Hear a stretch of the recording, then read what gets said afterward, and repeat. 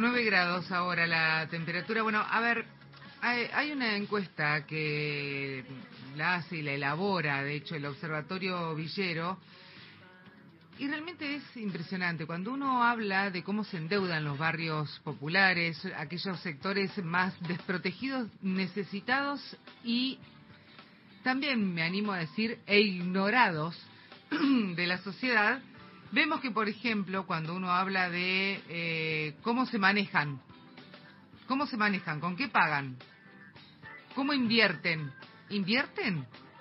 Bueno, nos encontramos con préstamos que hay dentro del barrio, el famoso prestamista, que después claramente vos necesitás pagarle y si no, se va quedando con las cosas si vos no le cumplís y además tienen una forma muy particular porque puede ser que te aprieten, etcétera, etcétera. Puede ser que sepan a dónde van tus hijos al colegio, entonces van y te amenazan justamente con eso. Es un apriete severo el que genera el prestamista si vos no le cumplís en tiempo y forma.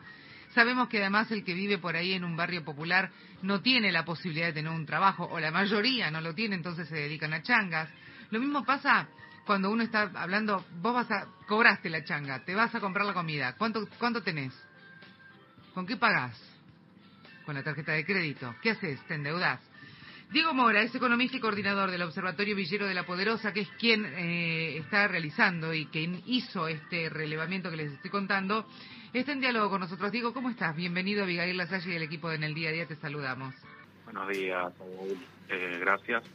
Sí, este relevamiento nosotros lo vamos a publicar en el mes de agosto, pero fuimos adelantando un poco de los resultados. Una parte principal de este relevamiento habla de cómo se endeudan las familias, de qué manera enfrentan sus gastos, un poco también para visibilizar lo que generalmente la sociedad no conoce. Uno simplemente va y saca con la tarjeta de crédito y compra una serie de cosas, pero eso en el barrio popular no funciona. Como bien mencionaste, aparecen otras fuentes de financiamiento que no son tan conocidas, aparecen estos proveedores no financieros de crédito, que son las billeteras virtuales, que aparecen como algo nuevo, que se presentan como algo bueno también, Sí. y un poco intentamos desandar eso mostrando, bueno, cuál es el costo de ese financiamiento, que es muy superior a las tarjetas de crédito y a los programas que el gobierno continuó, ¿no? La cuota simple es la continuación del Ahora 12, que es un cambio de nombre, pero sigue de alguna manera regulando cuánto pueden cobrar las tarjetas de crédito. Y bueno, en el sector de billeteras virtuales, tiendas de electrodomésticos, que tienen sus propias tarjetas para su propio comercio, no está tan regulado y esa tasa es muchísimo más alta y es a los sectores populares a quienes buscan estos sectores. Sumado a esto, bueno, los prestamistas que están en el barrio, que están vinculados generalmente con todo esto que mencionás, de aprietes, a veces están vinculados con el narcotráfico. Con el narcotráfico, claro. Hay condicionalidades como las que fuimos mencionando que realmente no se conocen, que es retención de tarjetas de programas sociales. También las tasas son altísimas, incluso más altas que en billeteras virtuales y tiendas de electrodomésticos. Por nombrarte alguna de estas tiendas, acá en el AMBA se conoce mucho lo que es Coppel, que antes de la pandemia y antes de algunas regulaciones del Banco Central hizo muchas campañas para ofrecer sus tarjetas. Luego de las modificaciones en la publicidad que podían hacer, en las tasas que tenían que mostrarlas, antes no las mostraban y que se tenían que registrar, dejaron de hacer tanta propaganda post pandemia, pero básicamente esas tiendas subsisten por el crédito que otorgan. No son tanto una tienda de electrodomésticos, sino básicamente algo que le presta a estos sectores a una tasa que es usurera, básicamente. Y una de las cosas que volvió, perdón, fue el fiado, ¿no? En el barrio. No solamente en el barrio popular, permitime esto que también lo diga Diego, porque sucede en muchos almacenes o supermercados que por ahí uno ya conoce al dueño y demás, que también le pide fiado porque la plata se termina a los primeros días del mes. Exacto, también salió un informe de comerciantes minoristas de la provincia de Córdoba que estuvo circulando de, básicamente toda la sociedad está endeudada, pero lo más alarmante no es tomar deuda, que no es algo que esté mal de por sí, sino que te está endeudando a las familias para comprar alimentos, para comprar lo más básico. Una de esas formas es pedir fiado en los comercios que son cercanos al barrio y obviamente ahí se paga lo que aumenta lo que uno compra, ¿no? De un mes a otro se tiene que pagar el aumento que tenga los alimentos que uno compra para que también el comerciante pueda reponer. No, tampoco la idea es atacar al comerciante, sino que tienen que reponer esa mercadería, pero las familias terminan pagando esa misma inflación que fue ese mes. Así que sí, eso también se retoma, y señalar algo que pasa mucho en los barrios populares, que es esto, ¿en qué se gasta? Son gastos en bienes que son básicos y esenciales, y un momento del año en donde el endeudamiento es crítico es cuando arrancan las clases. Son gastos orientados al cuidado o son gastos orientados a cosas de la casa. Entonces, cuando arrancan las clases, ¿qué sucede? Uno se endeuda para que los chicos puedan iniciar. Compra la mochila, rellena un poco de la mochila para que no quede tan vacía, compra las zapatillas, y en ese proceso, con los salarios que tienen los sectores populares, que están informalizados, y eso no te permite acceder a este mercado de crédito, a los bancos, no te permite acceder a todos esos beneficios que el gobierno impulsa para esos sectores, que generalmente son de clase media, y quedan por fuera de todo eso. Entonces, nuestro observatorio un poco viene a poner en cuestión cómo se toman estas políticas, intervenir en el diseño. Obviamente, este gobierno no es tan... No, lo que te iba a decir, claro. Lo hace un poco a escondidas, no diciendo que cuota simple es una intervención, pero en el diseño de la política de crédito, por ejemplo, hay que tener en cuenta que los sectores populares no van a estar a través de los bancos, entonces no es suficiente. Hay que observar a otros actores que también están jugando ahí para que ese sobrecoste no asfixie la economía de las familias que tienen ingresos que suelen perseguir muy por detrás al salario mínimo que recién se actualizó ahora, que ahí es un indicador que habla muy cerca de cuáles son esos ingresos en los barrios populares. Claro. Nosotros realizamos este relevamiento en junio de este año, y el ingreso promedio que nos da por la ocupación principal es de 185.000 pesos, cuando el salario mínimo es 234.000 para ese mes. Eso es un 20% menos de ese salario mínimo. Entonces, para lo que es la economía informal, para lo que es la economía popular, es un indicador que es muy fuerte y que representa un montón. Obviamente todos los salarios perdieron, pero mucho más los informales. Digo, ¿y cómo se puede vivir de esta manera? Porque, a ver, tenemos una justicia que ya le ha pedido, por ejemplo, al Ministerio de Capital Humano que mire a esos sectores, que les dé el alimento que tienen guardado en los galpones, que reparta la leche para los pibes que están en edad de crecimiento, que es necesaria, además, absolutamente necesaria. Sin embargo, el Ministerio de Capital Humano dice que no sé para qué la guarda, no tenemos idea, no sé realmente, porque tampoco da la explicación de eso. Pero ¿cómo se continúa así? ¿Qué es lo que dice la gente? ¿Cómo están viviendo ellos? ¿Qué pasa con los pibes en los barrios populares? Lo que siempre sucede, y no es nada reciente, yo creo que esto nosotros lo pusimos o lo instalamos mucho el año pasado con la ley de reconocimiento salarial a las cocineras comunitarias, para hablar de una historia de los comedores, que es una fuente que complementa la economía de los hogares. A ver, lo que no te alcanza de salario, uno lo va y lo complementa con el comedor, claro, cuando uno tiene que hacer un gasto grande y bueno, capaz está más pendiente del comedor y va retirando la comida ahí.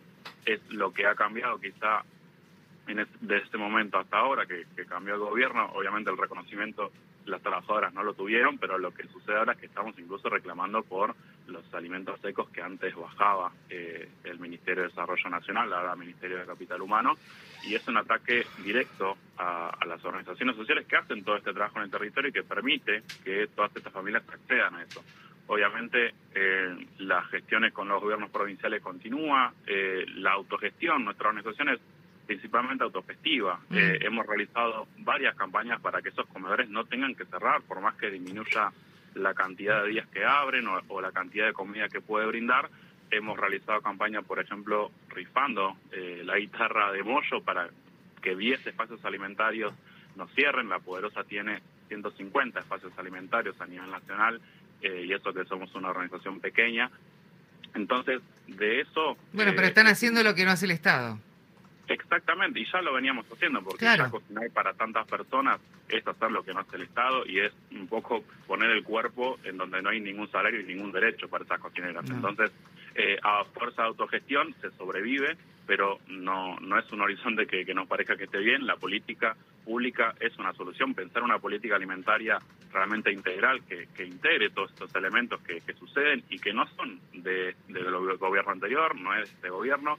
Hace muchísimos años existen comedores, por lo menos de la crisis de 2001 creció y hay trayectorias de familias que hace un montón de años no pueden dejar de depender de ese comedor. No, Entonces, y mira, te digo, yo Queremos compensar la política alimentaria de más largo plazo. tengo 44 años y cuando ya estaba en la escuela primaria, la escuela funcionaba como un comedor, más allá de los chicos que estaban dentro del colegio, también aquellos que, por ejemplo, terminábamos el turno de la mañana y no teníamos posibilidad de comer, nos quedábamos ahí. Digo, me meto en el colectivo más allá de que yo nunca me quedé en el comedor, claramente, porque en mi casa, gracias a Dios, se podía pagar un plato de comida y entonces no se la sacaba a otra persona que lo necesitara, ¿no? Claramente. Pero tenías la posibilidad. El colegio te funcionaba también como, por ejemplo, un lugar en donde los chicos podían ir a desayunar, en caso de que en su casa no hubiera.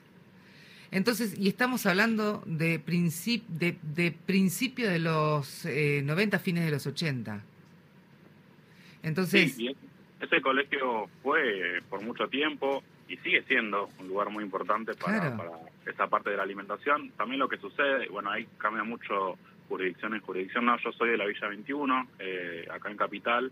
Lo que sucede también es que la calidad y la cantidad de esas raciones, mismo en los colegios, se ha ido reduciendo drásticamente. No es lo mismo lo que sucedía cuando yo iba al colegio, yo tengo 26 años, tampoco soy tan grande, que lo que sucede ahora. Entonces, eso también sucede todo en simultáneo. Se reducen y entonces los chicos tienen menos para comer, incluso en los colegios.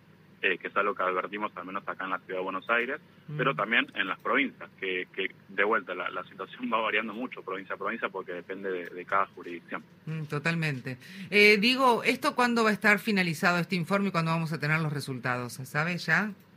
Nosotros en el mes de agosto, seguramente a mitad de ese mes, vamos a estar lanzando por fin nuestra página web del Observatorio Villero. Ahí vamos a publicar todos los informes que ya realizamos, todo lo que ya publicamos, y en el mes de agosto también vamos a publicar completo este relevamiento que es sobre ingresos, endeudamiento y asistencia alimentaria. Así que nada, es una suerte de extender lo que es la encuesta permanente de hogares, que es el principal relevamiento, encuesta que nos da datos sociolaborales, tasa de ocupación, tasa de pobreza, un montón de datos que INDEC provee, pero bueno, un poco crear este observatorio villero lo hacemos porque esa APH o mismo el censo le cuesta mucho llegar a los barrios populares, quedan un montón de zonas sin cubrir, entonces esta realidad no se cuenta, no se dice, no hay datos sobre los barrios populares en la misma cantidad que el resto de los aglomerados urbanos. Entonces, por eso creamos este observatorio, para poder extender un poco la lupa hacia este lugar y contar también lo que sucede acá, porque si no también siempre quedamos como una población subestimada en las políticas públicas, por más que seamos 1 de cada 10 argentinos vive en un barrio popular prácticamente, según el Registro Nacional de Barrios Populares. Entonces necesitamos que se deje de subestimar y que se asignen los recursos a la población que somos. No hay que subestimar en cuanto a presupuesto, me refiero, bueno, urbanicemos este barrio, es tanta gente y se puede hacer de esta manera. Entonces, un primer paso para no subestimar es partir de un buen diagnóstico. Y quién mejor que quien vive el barrio, quien viene de un barrio popular para poder hacerlo, para poder relatarlo y también para poder llegar a todos esos lugares donde el INDEC no llega o no quiere llegar o lo que sea. Obviamente hay direcciones provinciales que tienen programas diferenciados, pero aún así siempre es una población que se ve subestimada porque no se sabe a ciencia cierta cuántas personas son. Claro, totalmente. Es increíble, ¿no? Que estemos hablando de que hay un censo nacional que se hace, que se gasta mucho dinero, pero que de todas maneras no llegan a algunos lugares. Es increíble estar hablando de esto en el siglo XXI. Diego, muchísimas gracias por estos minutos que nos has brindado y estaremos seguros molestándote pronto. Gracias, muchas gracias, David, un abrazo. Hasta luego. Diego Mora, economista, también es coordinador del Observatorio Villero de La Poderosa. La Poderosa realmente es una organización que hay que sacarse el sombrero, porque todo lo que hacen lo hacen tan a pulmón, uno porque conoce a Nacho Levi, colega y trabaja muchísimo, pero la realidad es que es un grupo enorme de personas solidarias, con gran corazón, que quieren simplemente que el otro esté un poquitito mejor.